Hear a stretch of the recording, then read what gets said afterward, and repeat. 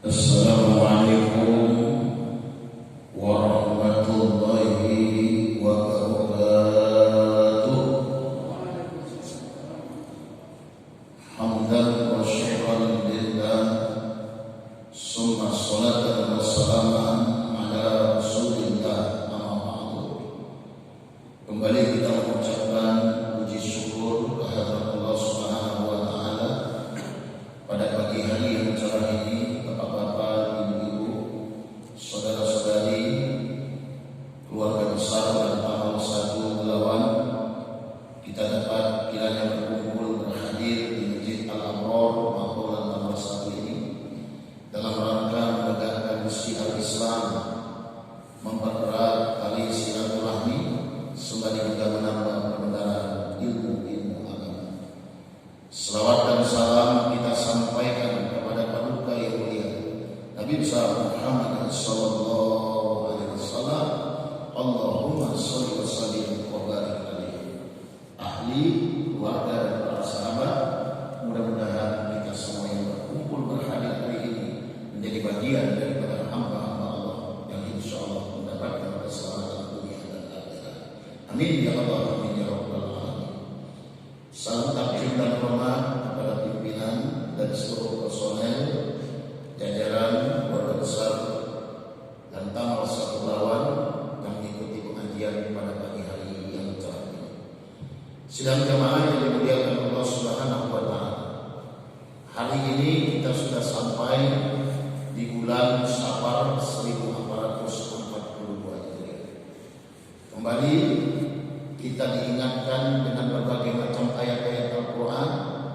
Kita diperingatkan oleh hadis-hadis Rasul. Kepada kita umat Islam diajak terus untuk meningkatkan iman dan takwa kita kepada Allah. Karena kemuliaan di sisi Allah itu bukanlah dari pangkat dan jabatan kita. Kemuliaan di sisi Allah bukan dari harta pangkat kita, tapi kemuliaan di sisi Allah manakala kita semua menjadi insan-insan yang bertakwa. Inna akramakum indallahi atqakum, sesungguhnya orang yang paling mulia di antara kamu itulah orang-orang yang bertakwa. Jamaah yang dimuliakan Allah Subhanahu wa taala. Maka kepada kita umat Islam di tahun baru 1442 ini diajak terus untuk melakukan hijrah. Selanjutnya kita diajak untuk melakukan jihad fisabilillah dengan harta dan jiwa. Maka Allah akan tinggikan derajat kita di sisi Allah. Wa ulaika humul faizun. Kita pun pasti akan mendapatkan kemenangan. Innal ladzina amanu wa hajaru wa jahadu fi sabilillah bi amwalihim wa anfusihim a'zamu darajatan indallah wa ulaika humul faizun. Orang-orang yang beriman, orang-orang yang berhijrah, serta mereka berjihad pada jalan Allah dengan harta dan jiwa, maka Allah akan memberikan kemenangan. Allah akan tinggikan derajatnya di sisi Allah. Wa ulaika humul faizun. Dia pun akan mendapatkan kemenangan. Maka jemaah, di tahun baru 1442 Hijriah ini saya mengajak kepada kita terus untuk meningkatkan 3 hal. 3 hal apa itu Ustaz? Kepada kita umat yang hidup di permukaan bumi Allah, umat Islam, kalau dia ingin mendapatkan kemenangan dunia akhirat, 3 kekuatan ini Pak harus terus kita lakukan. Kekuatan apa? Yang pertama adalah kekuatan ilmu pengetahuan. Kepada kita diajak untuk terus menuntut ilmu pengetahuan. Man arada dunia fa'alaiha bil ilmi. Kalau kita mau selamat dunia ilmu. Man arada akhirati fa'alaiha bil ilmi.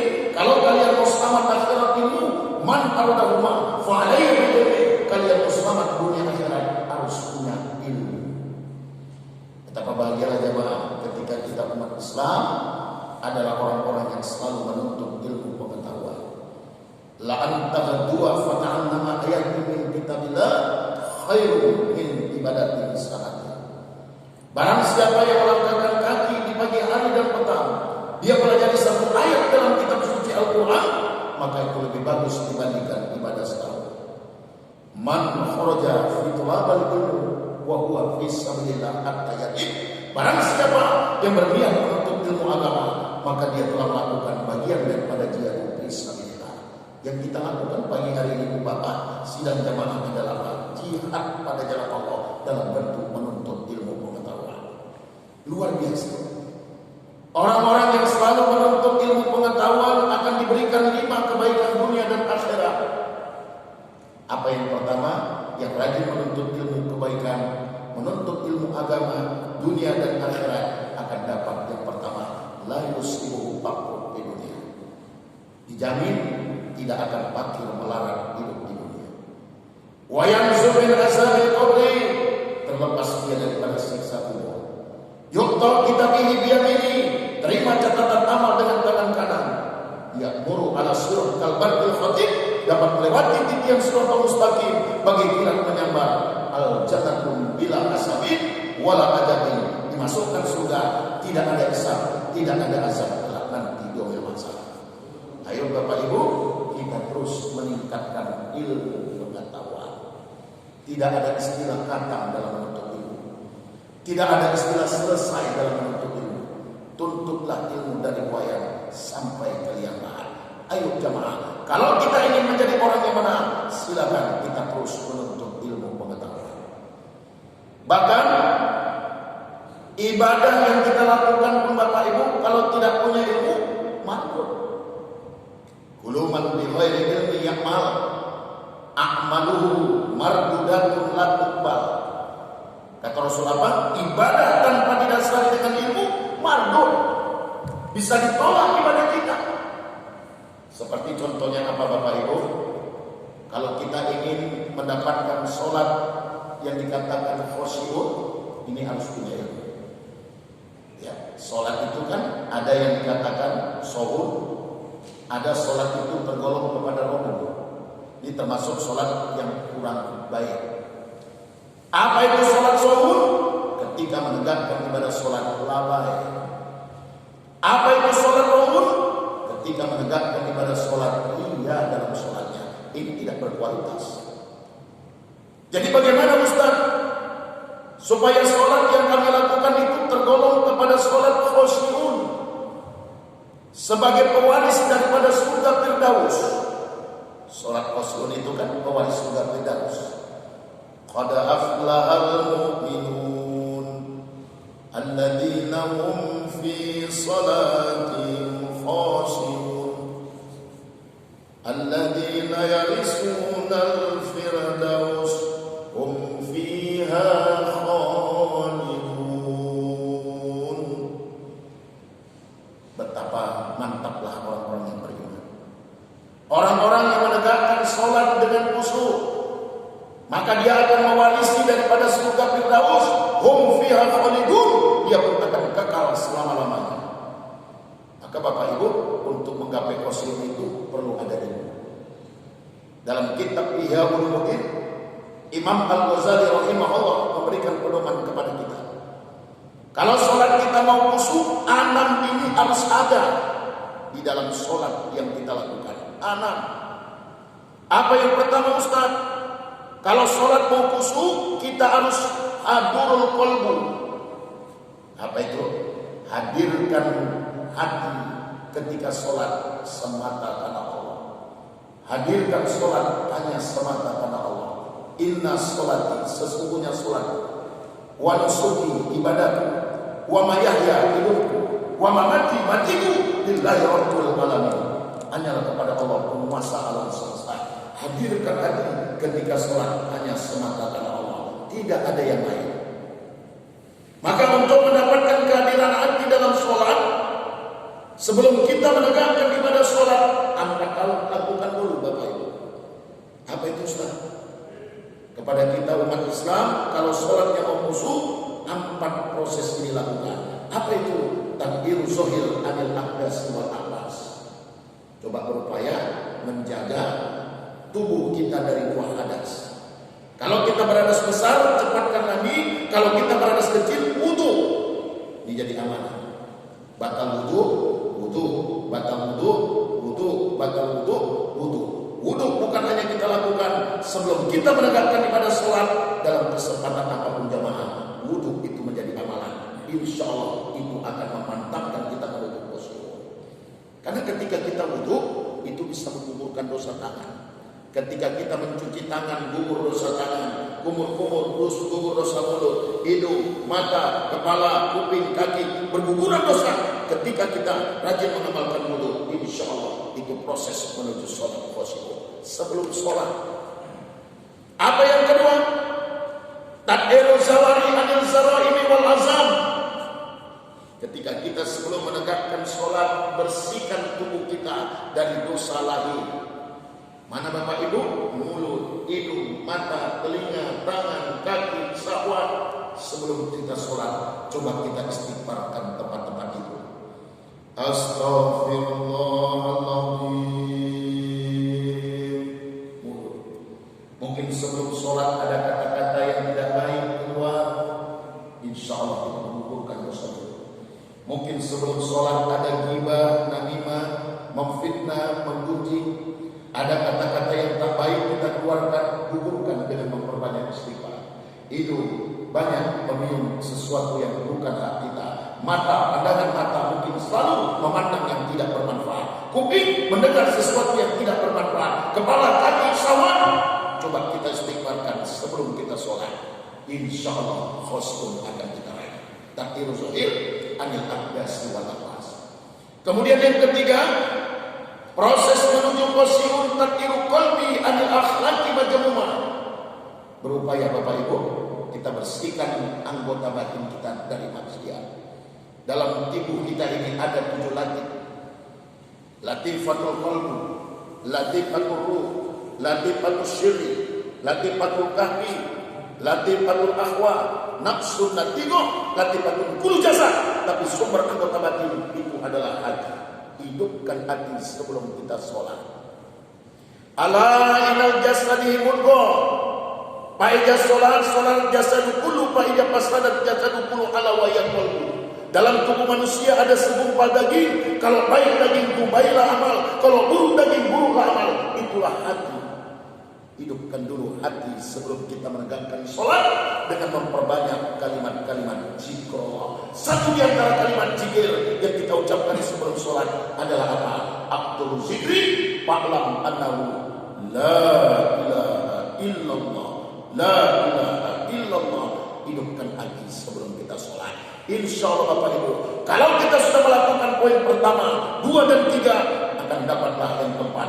Tad'iru syirri amal Allah, kedekatan kita kepada Allah, hadirkan hati semata karena Allah, dan yang kita jamaah sholat akan menggapai yang dinamakan khusyuk. Ini perlu kita pelajari dalam ilmu tasawuf ketika kita belajar dalam ilmu agama. Ini perlu kita lakukan sebelum sholat agar khusyuk. Kemudian kalau sholat mau khusyuk, kita harus menuntut ilmunya. Apa kedua jamaah? Tafahum. Apa itu tafahum? Paham kita dengan ibadah sholat. Ketika kita dipertanyakan tentang sholat, mahiyah sholat. Apa itu sholat? As-sholatu hiya awwalun wa afalun. Awal wa takbir, akhir wa tasbih. Sholat itu adalah melakukan ucapan. Sholat itu adalah melakukan gerakan. Awal wa takbir, akhir wa tasbih. Dimulai dengan takbir, diakhiri dengan salam sesuai dengan syariat Rasul. Itulah sholat jamaah. Jadi maaf kalau ada orang yang sholat tak paham, tak diterima. Ya, ada orang sholat menghadap kiblat tapi diam aja Pak. Bu, tak ada ucapan yang keluar dari lisannya.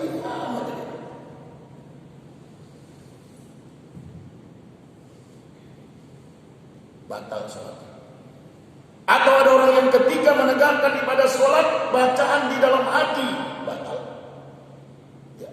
Dalam rukun sholat itu 2 saja termasuk rukun qalbi. Apa yang pertama? Niat. Itu berbareng dengan takbir, muqarrarah. Apa yang kedua? Tertib. Perpindahan dari rukun ke rukun. Ya, hati kita yang mengendalikannya. Tapi ada perbuatan 11 yang tergolong kepada kauli 5, yang tergolong kepada fi'li 6. Paham kita Bapak Ibu? Ya, Sholat itu melakukan ucapan, melakukan gerakan, dimulai dengan takbir, diakhiri dengan salam sesuai dengan syariat Rasul. Itulah sholat. Maka kalau ada orang yang diam saja tadi, batal sholatnya, berarti tak paham dia dengan sholat. Apa yang diucapkan itu Ustaz? Rukun qauli yang pertama itu adalah mengucapkan takbiratul ihram ketika memulai sholat dengan kalimat Allahu Akbar. Ini ucapan ini tidak boleh diganti dengan kalimat lain. Allahu Samad, tidak boleh. Allahu Fatah, Allahu Raja, tidak bisa. Kalimat pertama ketika memulai sholat kalimat Allahu Akbar.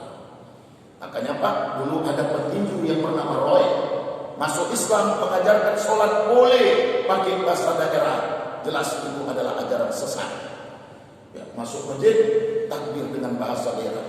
Allah sendiri, Allah gede banget, Allah nanggadang, Allah nabalga, kata orang Batak, bertubuh dalam ucapan. Ini jelas adalah kesesatan. Takbiratul ihram, rukun ucapan. Yang kedua itu apa? Ketika sholat membaca suratul Fatihah. Ini termasuk rukun qauli, Pak. Bu, ya, Fatihah itu menurut pandangan Ahlussunnah wal Jamaah Imam Syafi'i 7 ayat. Dimulai dari mana? Dimulai daripada Bismillahirrahmanirrahim, diakhiri dengan waladhdallin. Itu pandangan Imam Syafi'i. Maka kalau ada orang yang ketika menegakkan sholat membaca suratul Fatihah, dia tidak baca dalam sholat 7 ayat, maka bisa jadi sholatnya bukan batal. Kenapa? Rukun ucapan yang kuat.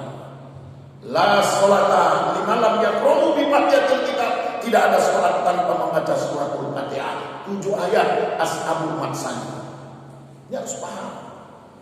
Ustaz, macam mana kalau ada Fatihah itu yang salah, tak sempurna? Ulangi. Mungkin dalam sholat kita batuk, mungkin dalam sholat kita menguap, mungkin pada kalimat tertentu, contoh ihdinas shiratal mustaqim, tiba-tiba kita baca ihdinas kim, kurang dia. Ihdinas shiratal mustaqim, ihdinas kim, sirata dibaca. Dia lanjutkan shiratal ladzina an'amta 'alaihim ghairil maghdubi 'alaihim waladdallin. Lanjut sani, ruku, tidak sujud, dia tinggalkan, tidak diperbaiki. Satu ayat ketika membaca ihdinas shiratal mustaqim salah, tidak diulangi, maka bisa jadi apa? Tidak sempurna Fatihah. Kidas, ibaratkan tubuh, berarti apa? Ada cacatnya. Maka kalau dia tidak mengulangi itu satu rakaat, ketika dia tidak perbaiki suratul Fatihah, berarti satu rakaat itu tidak terhitung rakaatnya. Maka kalau dia sholat maghrib 3 rakaat, pada rakaat terakhir imam yang paham itu dia tambah lagi 1 rakaat, makmum yang paham itu tambah 1 rakaat. Kalau tidak dilakukan, maka bisa jadi sholatnya tidak dipandang sah. Kenapa? Rukun ucapan. Ini dia jemaah. Paham? Ya, kita paham. Ada namanya rukun ucapan. Apalagi ketika sholat ada namanya rukun ucapan membaca tahiyat akhir. Tahiyat awal itu sunat saja. At-tahiyyatu mubarakatuh sholawatu thayyibatu lillah. Itu rukun ucapan. Sampai kepada asyhadu an la ilaha illallah wa asyhadu anna muhammadar rasulullah. Itu rukun ucapan. Kalau tadi baca pada tahiyat akhir, itu bisa membatalkan sholat. Rukun ucapan. Karena arti sholat itu melakukan ucapan. Mana lagi yang wajib? Yang keempat, membaca selawat kepada Nabi Muhammad pada tahiyat akhir. Allahumma sholli ala sayyidina Muhammad. Itu rukun ucapan. Pada tahiyat awal sunat saja. Itu sunat apaan? Tapi pada tahiyat akhir rukun ucapan. Yang terakhir apa? Salam yang pertama. Itu rukunnya. Assalamualaikum warahmatullah. Ini rukun Pak. Salam kedua sunat. Ustaz, salam pertama aman, tak sempat salam kedua. Gimana Ustaz? Sah. Kenapa? Salam pertamanya itulah yang wajib. Ini dia, paham. Jadi kalau ada tak sempat salam kedua, dihukumkan sah. 5 rukun qauli. Paham? Karena sholat melakukan ucapan, melakukan gerakan. Awal wa takbir, akhir wa taslim. Dimulai dengan takbir, diakhiri salam sesuai dengan syariat Rasul. Paham kita? Jadi bagaimana dengan doa kita Ustaz? Sunat. Bagaimana sesudah membaca Fatihah, baca sani? Sunat. Kita baca Pak, dapat padilah pahala. 1 huruf 100 kebaikan. Ya, dapat yang panjang luar biasa. Tapi saya yang panjang, yang pendek-pendek dapat juga padilah. Surat langganan dina akena kulu. Boleh Ustaz sesudah Fatihah? Boleh. Surat Al-Ikhlas Ustaz kulu saja? Boleh. Habis Fatihah Ustaz saya tak hafal ayat lain, cuma ingat 2 huruf bahasa Nun. Boleh Ustaz? Boleh. Setelah Fatihah Bismillahirrahmanirrahim. Allahu Akbar. Sah. Setelah Fatihah rakaat kedua Bismillahirrahmanirrahim. Nun. Sah. Cuman kalau sempat 10 tahun nun sungguh terlalu. Ya. Ini termasuk orang yang tidak mau belajar. Sedang jamaah paham dengan sholat. Nah, ini dia. Kalau kita mau khusyuk, yang pertama apa? Hadurul qalbi. Yang kedua apa itu? Paham tentang ibadah sholat. Mahiyah sholat. Apa itu sholat? Secara bahasa artinya doa, tapi secara syariat dia adalah melakukan ucapan dan gerakan. Dimulai takbir, diakhiri dengan salam. Paham? Nah, paham kita dengan apa? Syarat-syarat sah sholat. Bersih badan, pakaian, tempat sholat. Ya. Orang yang dia sholat bersih dari 2 hadas. Jangan sempat 2 hadas itu tak bersih. Tak sah sholatnya. La yaqbalullahi sholatan bi ghairi tuharah. Tidak ada sholat tanpa kesucian. Pastikan tubuh kita bersih dari 2 hadas. Bersih pakaian. Anak-anak muda, jangan sholat pakai baju ngepas. Ya, saya sering melihat anak-anak muda pakai sholat baju ngepas, waktu rukuk naik baju, terbuka aurat, ini batal sholatnya. Ya, hati-hati pakaian. Kita pakai sarung dari rumah, kita pakai celana, jangan terkena najis. Baik itu najis yang digolongkan kepada mukhalajah dari jilatan anjing dan babi. Baik itu najis mutawasita, najis yang sedang, itu kita jaga sebelum kita menegakkan sholat. Bersih badan, pakaian, tempat sholat harus terjamin. Kalau kita tidak paham, sholat bisa jadi tidak berterima. Kenapa? Tidak punya ilmu. Dalam sholat itu ada perkara yang makruh. Mana itu Ustaz? Janganlah pula sholat itu pejam aja mata dari awal sampai akhir. Jadi Ustaz sekali-sekali boleh. Jangan pejam mata. Allahu Akbar sampai terakhir sholat pejam, makruh. Memandang ke kanan ke kiri, melihat ke atas, itu semua makruh. Ya, paham. Kemudian apa? Paham juga kita dengan yang membatalkan sholat. Mana itu Ustaz? Termasuk jamaah ketika